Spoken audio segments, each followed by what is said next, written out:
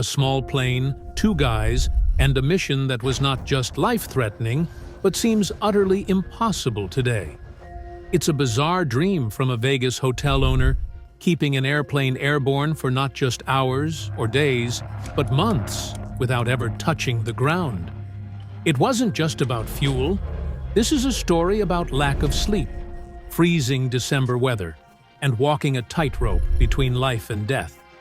But the big question is, did these two pilots actually break what seemed like an impossible record, or did their plane just vanish forever into the blue sky? There's this strange story that's kinda lost in the books now. So, folks, welcome back to the videos. In 1956, a guy named Vernon Bell opened a hotel in Las Vegas. It was pretty different from the other big casinos and hotels in the city because it attracted straightforward, down-to-earth people. The hotel, called the Hacienda, wasn't super pricey, which is why regular folks like to come here. But since the profits were pretty low, Vernon kept brainstorming new ideas to make his hotel more popular. One day, his friend Bob Tim, an Army pilot, suggested something to him. If a world record is broken, it could really make this funny egg famous. The idea was to fly a plane that could stay in the air for days, not just touching the ground for months. Varun thought it was a great idea, but would it actually make the hotel famous? And how would it even be possible? It's important to understand that when airplanes were first invented, their flight times were recorded in seconds. For pilots and mechanics, what really mattered was how long a plane could stay in the air. Over time, this has changed. The planes kept getting more advanced, and their flight times increased too. Eventually, it all came down to the size of the fuel tank. Basically, the bigger the fuel tank, the longer the flight time. In 1923, the U.S. Army tackled this issue by refueling one plane in midair with another plane. Right after that, the first record for endurance flight was shattered. A DA-4B plane set the world record by refueling in midair 9 times and flying for a whopping 37 hours straight. After that, a new trend of breaking world records for endurance flights kicked off, and America was buzzing with excitement over it. It had already been done, and in 1929, that record was broken 5 times. But by the time Bob Tim was sharing this idea with Warren, the whole vibe around that world record had faded away. It wasn't just about the limits of the ship's engine or fuel tank anymore. It was about pushing human physical limits. Bob Tim was talking about smashing a world record that 2 Navy pilots set in 1949 by keeping an airplane called the Airborne Sedan in the air for 46 days. Their goal was highlighted a lot in the media, and the owner of the brand, Warren Ballet, got this idea. It was great promoting the hotel, and he specifically asked Bob Tim to take on the mission since Bob was a well-known World War II pilot. Tim first went to McCarran Field Airport, bought a Cessna 172, and hired a mechanic to modify the plane for endurance flights. The first thing they did was remove the co-pilot seat because if Tim needed to be up in the air for more than a month, he would definitely need a co-pilot, and they both would fly the plane in shifts. One pilot will handle the controls while the other will sleep on a foam pad where the co-pilot usually sits. They've also removed the bench from the back row and replaced it with an 8-square-foot storage area for essential gear. Plus, they've installed a small sink in one corner of the cabin so that every now and then, someone can take a sponge bath in the 4-foot-high space. After that, they installed a 995-gallon belly tank to give the plane an extra fuel tank on top of the wings, which can be filled during the flight using an electric pump. They also installed a winch that could pull the fuel line up.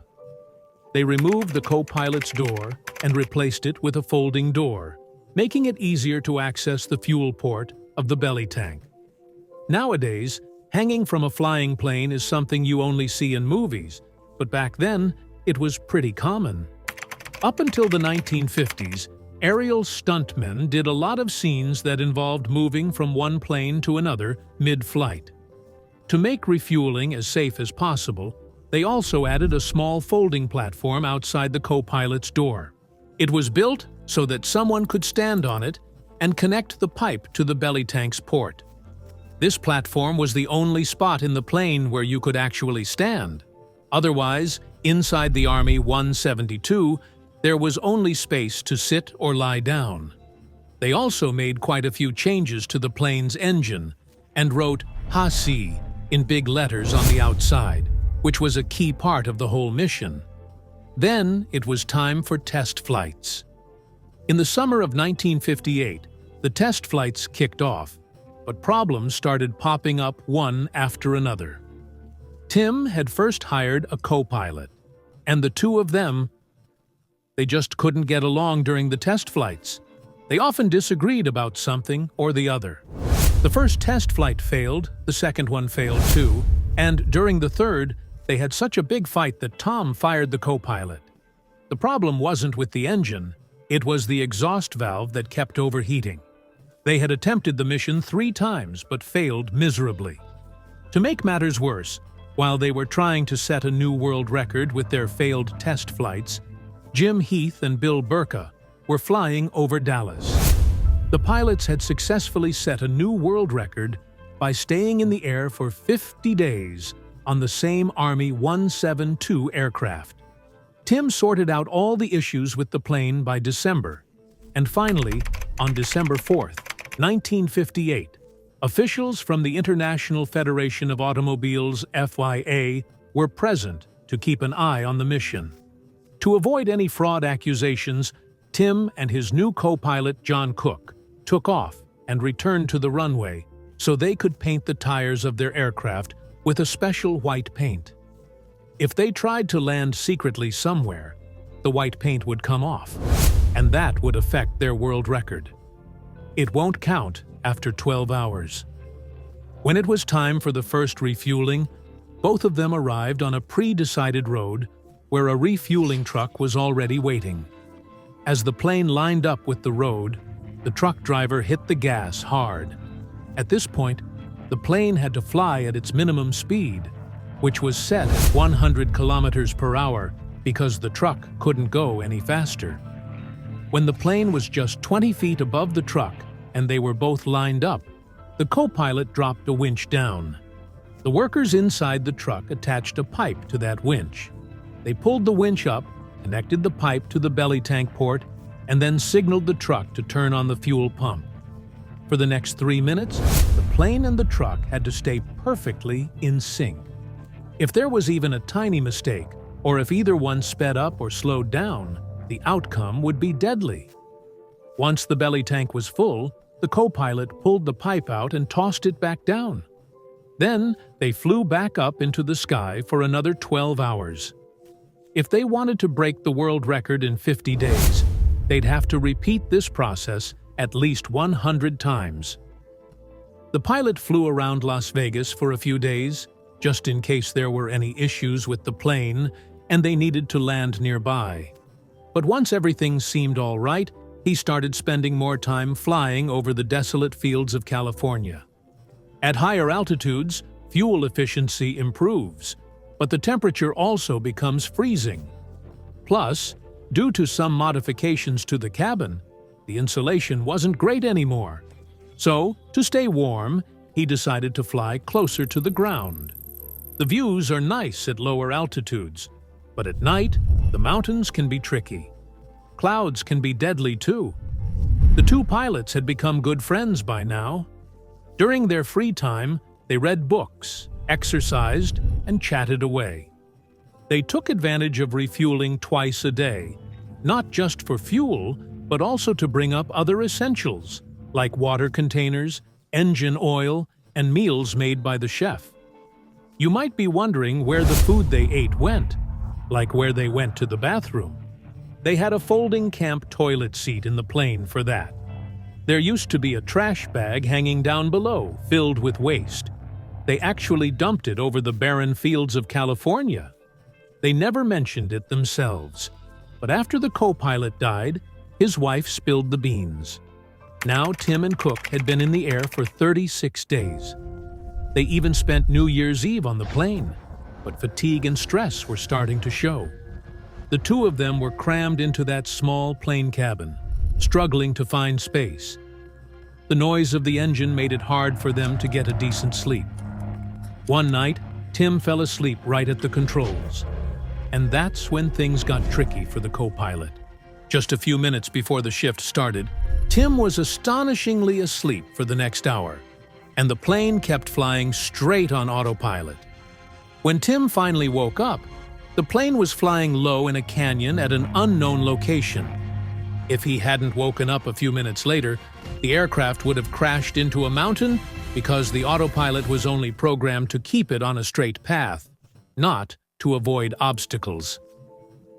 On January 12th, or day 39, there was a serious issue with the plane. The generator failed.